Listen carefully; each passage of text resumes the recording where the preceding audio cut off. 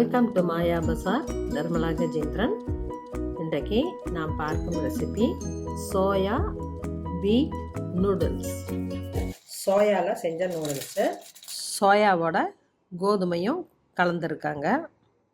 மைதாலாம் avoid பண்ணுறது நல்லது. தண்ணி 4 கப்பு ஊற்றிருக்கேன். லேசாக பிரித்து போட்டுடலாம். 3 மினிட்ஸ் வேகட்டும். பச்சை பட்டாணி போடணுன்னா நம்ம நூடுல்ஸ் வேகிறப்பவே கூட போட்டுக்கணும். காய்கறிகளோடு போட்டால் வேகாது. மூடி போட்டுடலாம். இப்போ நல்லா வெந்துருச்சு. ஆஃப் பண்ணிடலாம். இதில் 1/2 டீஸ்பூன் எண்ணெய் ஊற்றுறேன். அப்போ கொஞ்சம் ஒட்டாமல் வரும். இப்போ வடிச்சிடலாம். இரும்பு சட்டியில் 2 டேபிள் ஸ்பூன் கடலெண்ணெய் ஊற்றிருக்கேன். நான் ரிஃபைண்ட் ஆயில் வாங்கிறதில்ல. ரிஃபைண்ட் ஆயிலை விட கடலெண்ணெய் தான் உடம்புக்கு நல்லது. 1 கேரட், 1/4 பாகம் கேப்சிகம், 1 பெரிய வெங்காயம், முட்டைக்கோஸ் கொஞ்சம். இதெல்லாம் நீல வாக்கில் வெட்டிக்கணும். எண்ணெய் நல்லா புகை வர்ற அளவுக்கு காயணும். அப்போ தான் காயெல்லாம் கிறிஸ்பாக கிடைக்கும். எல்லாத்தையும் ஒன்றா போட்டுடணும். ஹை ஃப்ளேமில் நல்லா சூடு பண்ணுறப்ப நல்லா கிறிஸ்பாயிரும். தண்ணி ஊற்றக்கூடாது. வேக வச்சா மட்டன், சிக்கன் பீசஸ் போட்டுக்கலாம். எக்கு போட்டுக்கலாம். மஷ்ரூம் போட்டுக்கலாம். கொஞ்சமாக தூளுப்பு போடுறேன். காய் பாதிக்கு மேலே வெந்துடுச்சு. ரொம்பவும் கொலன்னு இருக்கக்கூடாது. இது போல் வெயிட் இல்லாத இரும்பு சட்டியில் தான் கிறிஸ்பாக காயெல்லாம் கிடைக்கும். எண்ணெயில் போட்டு ஃப்ரை பண்ணுற காயும் இதில் தான் நமக்கு சீக்கிரமாகவும் ரோஸ்ட் ஆகும். தனித்தனியாக ஃப்ரை ஆகி நமக்கு கிடைக்கும்.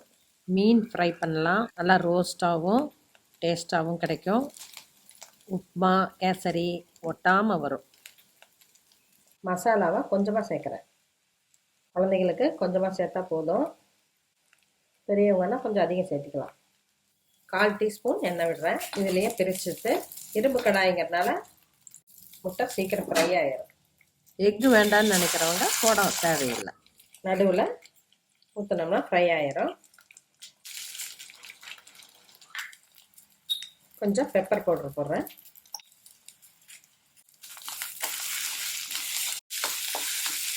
இப்போ ஒட்டாமல் வந்துருச்சு. எக்கும் ஃப்ரை ஆயிடுச்சு. தண்ணி ட்ரைன் பண்ணிவிட்டு நூடுல்ஸ் வச்சுருக்கேன். நம்ம ஃப்ரை பண்ணினதை இதில் போட்டுடலாம்.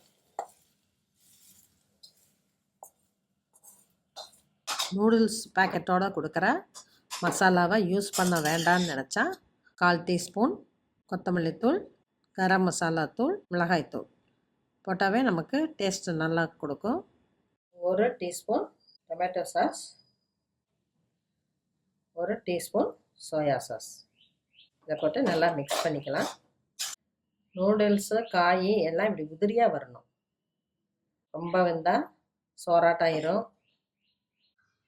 பெரியவங்கன்னா 2 பிஞ்ச் மிளகாத்தூள் போட்டுக்கலாம்.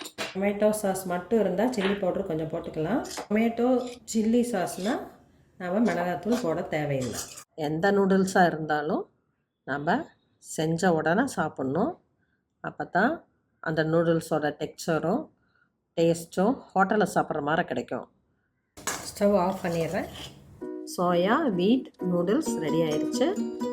குழந்தைகளுக்கு வாரம் ஒரு தடவை செஞ்சு கொடுத்தா வித்தியாசமாக இருக்கும். டொமேட்டோ சாஸ் வச்சு சாப்பிட்டாலும் நல்லாயிருக்கும்.